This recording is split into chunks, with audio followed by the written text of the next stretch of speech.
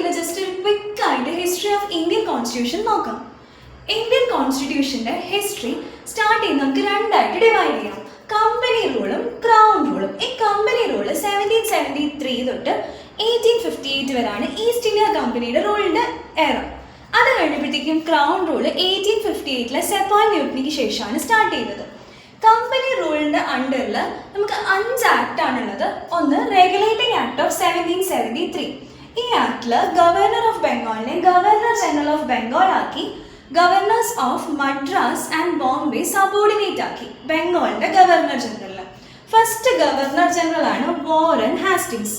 അതേപോലെ first supreme court of India was established on 1774. അതും ഈ ആക്ടിന്റെ അണ്ടറിലാണ്. Pitt's India act of 1784. ഈ ആക്ട് കമ്പനിയുടെ റോളിനെ രണ്ടായിട്ട് ഡിവൈഡ് ചെയ്തു. ഒന്നാമത്തേതാണ് COD, അതായത് കോർട്ട് ഓഫ് ഡയറക്ടേഴ്സ്. അവർ കമ്പനിയുടെ കൊമേഴ്ഷ്യൽ പർപ്പസിന് റെസ്പോൺസിബിൾ ആയി. BOC, അതായത് ബോർഡ് ഓഫ് കൗൺസിൽ. ഇത് കമ്പനിയുടെ പൊളിറ്റിക്കൽ ഫങ്ഷൻസിനും റെസ്പോൺസിബിൾ ആയി. ദെൻ 3 ചാർട്ടർ ആക്ട് ആണുള്ളത്. ചാർട്ടർ ആക്ട് ഓഫ് 1813 കമ്പനിയുടെ മോണോപോളി ഇന്ത്യൻ ട്രേഡിൽ എൻഡ് ചെയ്തു. പക്ഷെ ടീയിലും ഒപ്പിയത്തിലുള്ള മോണോപോളി എൻഡ് ചെയ്തിട്ടില്ല. ബാക്കി എല്ലാത്തിലുള്ള മോണോപോളിയാണ് എൻഡ് ചെയ്തത്. Charter act of 1833 Saint Helena's act എന്ന് പറയുന്ന ഈ ആക്ടിൽ ഗവർണർ ജനറൽ ഓഫ് ബംഗാളിനെ ഗവർണർ ജനറൽ ഓഫ് ഇന്ത്യ ആക്കി. First governor general of India ആണ് William Bentinck. Charter act of 1853 ഈ ആക്ട് ആണ് പാർലമെന്ററി സിസ്റ്റം എസ്റ്റാബ്ലിഷ് ചെയ്തത്.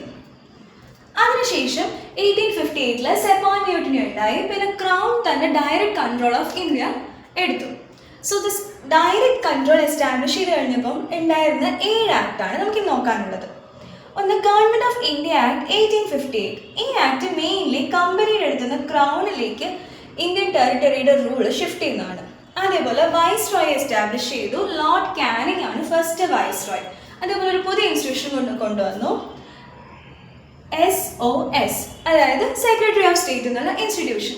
Then Indian council act of 1861.